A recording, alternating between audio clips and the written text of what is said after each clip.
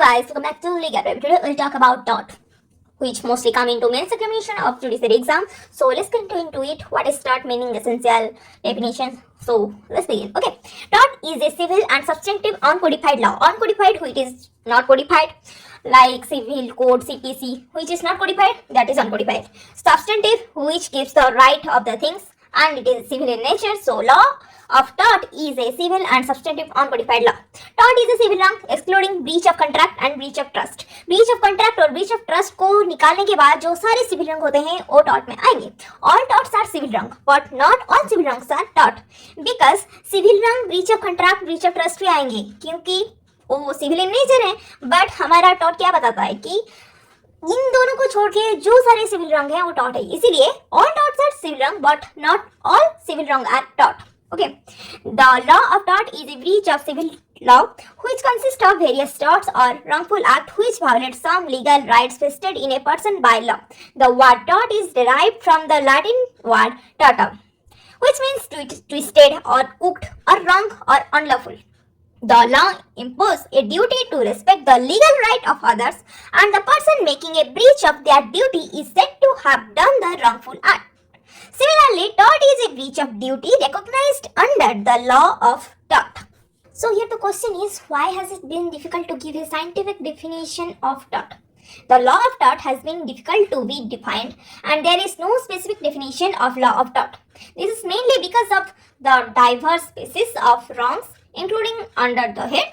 Okay, a number of attempts have been made to define the law of tort. Some of the most appropriate definitions are: tort means a civil wrong which is not exclusively a breach of contract or breach of trust.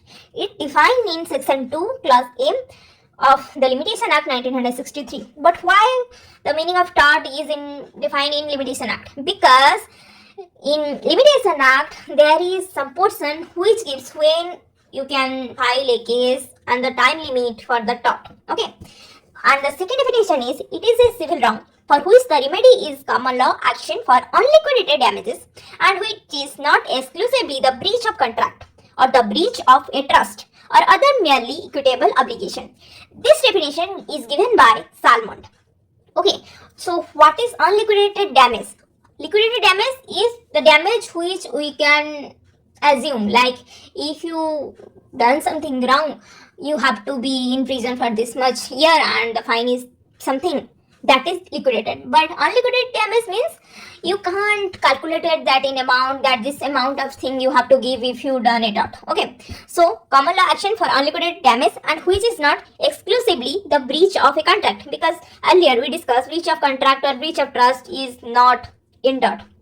Okay, the definition emphasizes two aspects of tort. Tort is a civil wrong and remedy available is unliquidated damage. In case of infringement of a legal right which amount to a civil wrong, the plaintiff institutes proceedings against the wrongdoer, that is the defendant.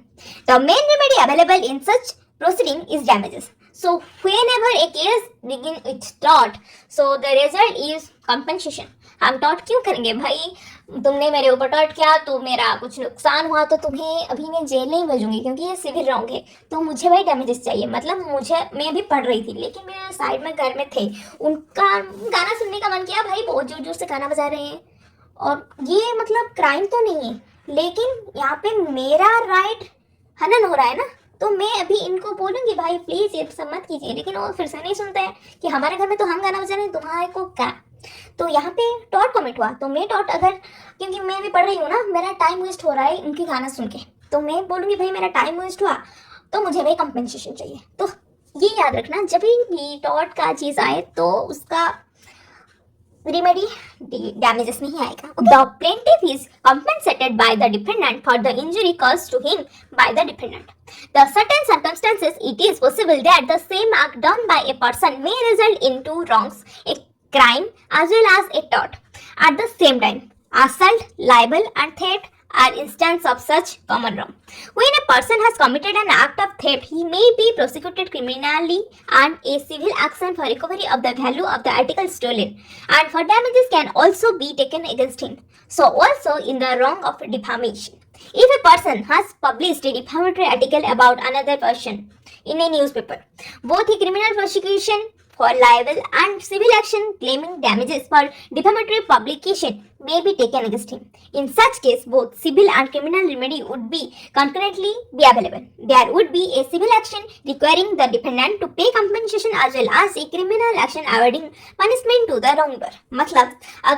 मतलब एक साथ civil wrong और criminal wrong भी हो रहा है तो भाई तुम दोनों में ही ले सकते हो, मतलब कंपनसेशन भी ले सकते हो, उसको अपना जो सजा भी दे सकते हो. लेकिन अगर दोनों ही सेम सिविल रंग हो रहे हैं, मतलब वहां पे सीपीसी भी अप्लाई हो सकता है और तुम्हारा टॉट भी अप्लाई हो सकता है, मतलब कॉन्ट्रैक्ट भी अप्लाई हो सकता है, टॉट भी अप्लाई हो सकता है, तो तुम्हें सिर्फ एक ही चीज में ही तुमको डैमेजेस मिलेगी. मतलब कॉन्ट्रैक्ट अगर कर रहे हो तो सिर्फ कॉन्ट्रैक्ट, लेकिन अगर क्रिमिनल और सिविल दोनों कंकरेंटली है, मतलब एक लाइन में दोनों भाई ऑफेंस हो गया तो तुम दो ले सकते हो, मतलब कंपेंसेशन भी ले सकते हो, उसको पनिशमेंट भी दिला सकते हो. समझ में आया?